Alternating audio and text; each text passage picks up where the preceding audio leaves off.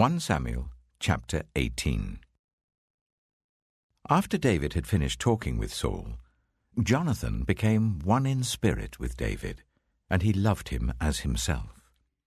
From that day, Saul kept David with him and did not let him return home to his family. And Jonathan made a covenant with David because he loved him as himself. Jonathan took off the robe he was wearing and gave it to David, along with his tunic and even his sword, his bow, and his belt. Whatever mission Saul sent him on, David was so successful that Saul gave him a high rank in the army. This pleased all the troops and Saul's officers as well. When the men were returning home after David had killed the Philistine, the women came out from all the towns of Israel to meet King Saul, with singing and dancing, with joyful songs, with tambourines and lyres. As they danced, they sang, "Saul has slain his thousands, and David his tens of thousands." Saul was very angry. This refrain displeased him greatly. "They have credited David with tens of thousands," he thought, "but me with only thousands. What more can he get but the kingdom?" And from that time on, Saul kept a close eye on David. The next day, an evil spirit from God came forcefully on Saul. He was prophesying in his house while David was playing the lyre, as he usually did. Saul had a spear in his hand, and he hurled it, saying to himself, "I'll pin David to the wall." But David eluded him twice. Saul was afraid of David, because the Lord was with David, but had departed from Saul. So he sent David away from him and gave him command over 1,000 men. And David led the troops in their campaigns.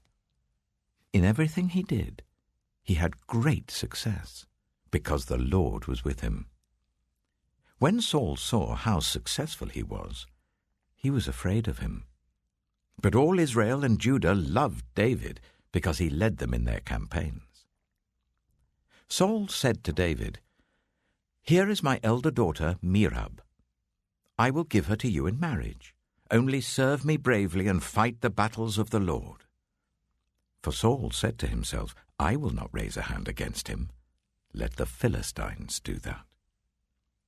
But David said to Saul, "Who am I, and what is my family or my clan in Israel, that I should become the king's son-in-law?" So when the time came for Merab, Saul's daughter, to be given to David, she was given in marriage to Adriel of Meholah. Now Saul's daughter Michal was in love with David, and when they told Saul about it, he was pleased. "I will give her to him," he thought, "so that she may be a snare to him, and so that the hand of the Philistines may be against him." So Saul said to David, "Now you have a second opportunity to become my son-in-law." Then Saul ordered his attendants, "Speak to David privately and say, 'Look, the king likes you, and his attendants all love you. Now become his son-in-law.'" They repeated these words to David, but David said, "Do you think it is a small matter to become the king's son-in-law? I'm only a poor man and little known." When Saul's servants told him what David had said, Saul replied, "Say to David, 'The king wants no other price for the bride than 100 Philistine foreskins to take revenge on his enemies.'"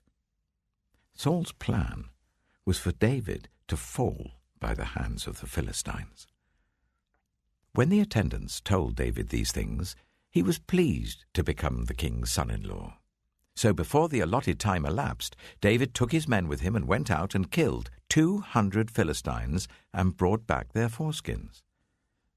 They counted out the full number to the king so that David might become the king's son-in-law. Then Saul gave him his daughter Michal in marriage. When Saul realized that the Lord was with David and that his daughter Michal loved David, Saul became still more afraid of him, and he remained his enemy for the rest of his days. The Philistine commanders continued to go out to battle, and as often as they did, David met with more success than the rest of Saul's officers, and his name became well known.